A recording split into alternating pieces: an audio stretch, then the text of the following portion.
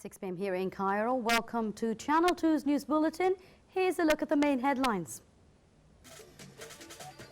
President Abdel Fattah al-Sisi meets with the chairman of Toyota company and delegation of the Egyptian investors abroad.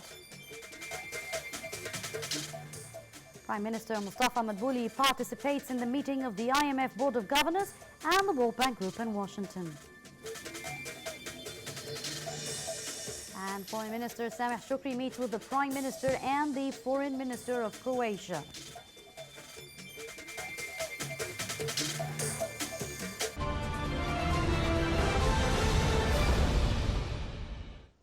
Welcome back. President Abdel Fattah al-Sisi received on Tuesday the chairman of Japan's Toyota company and a number of high-ranking officials in Toyota, as well as Japan's ambassador to Cairo, with the attendance of the Minister of Electricity and Renewable Energy. Presidential Cabinet spokesman Ambassador Bassam Radi said that during this meeting, President al-Sisi praised the Egyptian strong Japanese relations, asserted that Egypt could be a hub for Japanese products and industries and a gateway to the African and Middle East markets. President al-Sisi also hailed the Japanese company's activities in Egypt through decades, adding that the company expanded its investments in Egypt in the light of the current developmental mega projects. Presidential spokesman Ambassador Bassam Radi said the chairman of Toyota company reviewed his company's activities in Egypt in the fields of public transportation and generating powers. President Abdel Fattah al-Sisi also met on Tuesday a delegation of the Egyptian investors abroad who are participating in the 5th Egypt Can Conference, which was launched with the theme Egypt Can through investment and development. The meeting was attended by the Minister of Migration and Affairs of Expatriate Egyptians, Nabila Makram, as well as the Minister of Planning, Hala Saeed. Presidential spokesman Ambassador Bassam Radi said the president stressed the state's interest in holding direct contact with expatriate Egyptian investors and businessmen, as well as providing more incentives to investment in order to achieve sustainable development. He added that the future plans for Egypt 2030 vision are encouraged to benefit from the international experience and expertise, and notably by expertise provided by success of the expatriate Egyptians.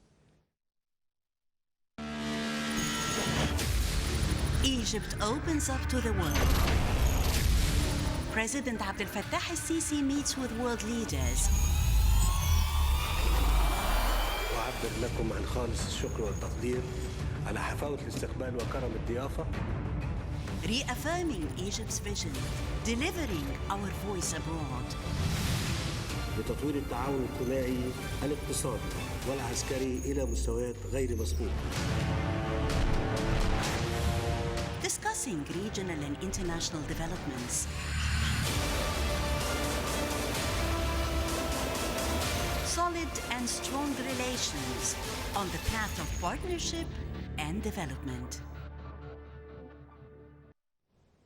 Prime Minister Dr. Mustafa Madbouli started on Tuesday a visit to Washington to participate in the annual meetings of the Board of Governors of the International Monetary Fund and the World Bank Group, which will continue to the 20th of October.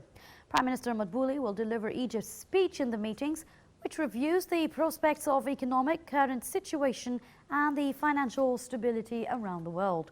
Measures to eradicate poverty and boost economic growth, in addition to the role of the central banks in dealing with climate change, will also be tackled during the meetings. A workshop on the latest financial technology innovations is also going to be held on the sidelines of the meeting. Prime Minister Dr. Mustafa Madbouli met on Tuesday with the U.S. Energy Minister Rex Barry, where they discussed means of boosting joint relations on the fields of energy, gas, electricity and clean coal.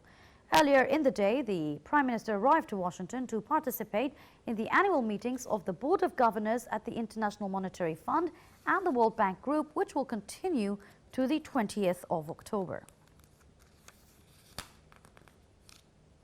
Mufti of the Republic and the head of the General Secretariat for Fatwa Authorities worldwide, Dr. Shawqi Allam asserted that Egypt has shouldered too many responsibilities in views of its historical and religious positions, as Cairo has never relinquished its role and its missions worldwide. Addressing the international conference on the Fatwas Authority titled Managing Juristic Differences, a Civilization Approach, held under the auspices of President al-Sisi.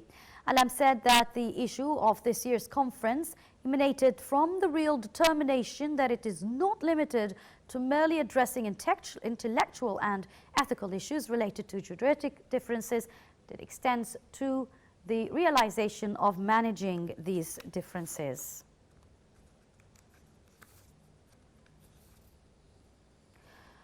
Foreign Minister Sameh Shukri held talks on Tuesday with Croatia's Prime Minister in the Croatian capital of Zagreb. The meeting had covered on the importance of developing economic relations in a bid to keep up with the level of joint political distinguished relations. During the meeting, Shukri had said that a joint Egyptian-Croatian committee will be held next year to tackle on means of upgrading mutual ties. On his part, the Croatian Prime Minister held the joint relations, adding that his visit to Sharm el-Sheikh last February was very successful. Earlier on Tuesday, Foreign Minister Sameh Shukri arrived at the Croatian capital of Zagreb, which is the second stop of his Eastern European tour. Now, during his visit, the Foreign Minister held talks with the Croatian counterpart, Jordan Grich Redman, where they discussed means of boosting ties in various fields, especially in gas, maritime, transportation and tourism fields. The meeting also focused on ways of increasing the joint trade investment rates and the latest developments achieved in the economic field in Egypt after implementing the government's economic reform program. The two ministers' meeting also covered on mutual challenges facing Egypt and Croatia and ways to confront it, on top of which is terrorism and illegal immigration. During the meeting, Shukri strongly rejected and denounced Turkey's military incursion in northeastern Syria, describing it as a setback for the efforts made to settle the Syrian crisis. Commander of the Air Force, Lieutenant General Mohammed Abbas Helmi, had confirmed that the Air Force continues to carry out their duties with determination to defend Egypt's skies against any enemy. Now, this came during a press conference marking the 87th anniversary of the Air Forces Day. Helmi said that the Air Forces are keen on upgrading the systems to be able to protect the pillars of Egypt's national security. Helmi also said that the Air Forces have the most advanced kinds of jets and Renaissance drones, Apaches, unmanned drones, in addition to ground stations for maintenance and training. He said such equipment and preparations support the Air Forces in order to an ability for being fully equipped with a full strategy.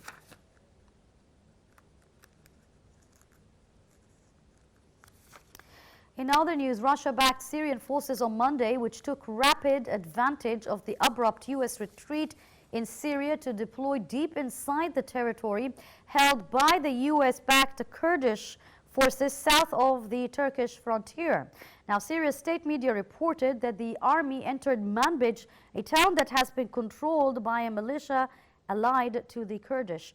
Earlier, it also pushed into the Tel Amar town in a strategically important M4 highway which turns east-west around 30 kilometers south of the frontier with Turkey.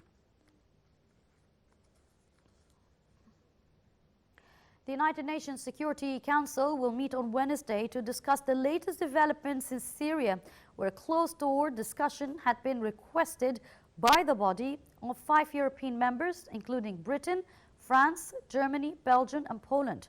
It will also be the second council meeting since Turkey began a military incursion across the southern border with Syria, days after U.S. troops pulled back from the area. Meanwhile, the UN Human Rights Office said that Turkey had been held responsible for war crimes by fighters under its direction, potentially including the assassination of a leading Kurdish politician killed on the side of a highway last Saturday by gunmen who posted the incident on the internet. British Prime Minister Boris Johnson and NATO Secretary General Jens Stoltenberg agreed on Turkey's military operation against the Kurdish forces in southeast Syria and said that they needed to end.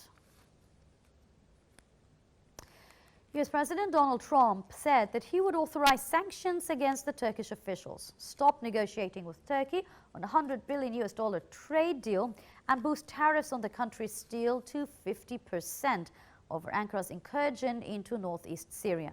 Trump's statements on executive orders, which are coming soon, did not specify individuals, but said it would enable Washington to impose powerful additional sanctions on those who may be involved in the serious human rights abuses. He also added that he is fully prepared to swiftly destroy Turkey's economy if the Turkish leader continues down this dangerous and destructive path. The United States slapped sanctions on Turkey as it also demanded an end to the deadly incursion against the Syrian Kurdish fighters, accusing its NATO partner of putting civilians at risk and allowing the release of Daesh terrorist group. US Vice President Mike Pence said that he would travel shortly to Turkey and that Trump had telephoned Turkish President Tayyip Erdogan today to insist that Turkey end the operation. Signaling an escalation rift in the relations, Defense Secretary Mark Esper said that he would head next week to Brussels to ask NATO allies to punish Turkey over the incursion. Moving on to Lebanon, who has turned to its neighbors for help with battling forest fires that have ravaged homes and killed a volunteer firefighter in the Mediterranean country. Prime Minister Saad Hariri said that he had contacted the Europeans who will be sending means of help. Here's the story. Dozens of fires have erupted around Lebanon in the past few days amid unusually high temperatures and strong winds. Thick smoke has been seen drifting over the outskirts of Beirut, over the mountainous area of Shof region to its southeast, and the southern city of Saida. In the Shof, an area known for its trees, a volunteer firefighter lost his life trying to put out the flames. In an area south of Beirut, firefighters have for 2 days been unable to stop the blaze, which has burned 4 homes to the ground and caused dozens to suffer from breathing difficulties. Interior Minister Raya El-Hassan said Cyprus and Greece had responded to Lebanon's call for help. She added that 2 Cypriot planes have been working to put out the fires since yesterday. The army was working together with helicopters and the Cypriot planes to fight the blaze, with access sometimes impeded by thick smoke and high-voltage power lines. UN peacekeeping force UNIFIL, whose members usually patrol the country's southern border with Israel, has also joined in the efforts. In neighboring war-torn Syria, fires also killed 2 people. Flames have ripped through parts of the coastal provinces of Latakia and Tartus, as well as the central province of Hems, but most have been brought under control.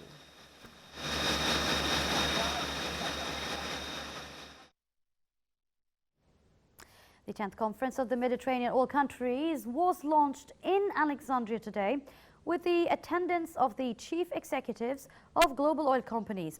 Under the title Egypt, Integration Between Mediterranean Shores, the conference aims at promoting more regional coordination and integration in oil and gas industries. Participants are expected to highlight Egypt's growing gas exportation potentials following the latest large gas finds, which are set to change the energy map in Europe. More than 350 exhibitors from 24 countries are participating at the fair, which is held at the sidelines of the conference, representing local, Arab and international companies. Egypt stocks collectively had slid down on Tuesday, affected by sell-offs by local and foreign enterprises, mainly in financial services sector, which have grabbed 38% of trading. Benchmark EGX 30 shared 0.85%, reaching at 14,060.82 points, while the secondary index EGX 70 for small and medium companies also fell by 1.8% to reach at 524.29 points. The broader EGX 100 also edged lower by about 1.1%, reaching 1,390.50 points.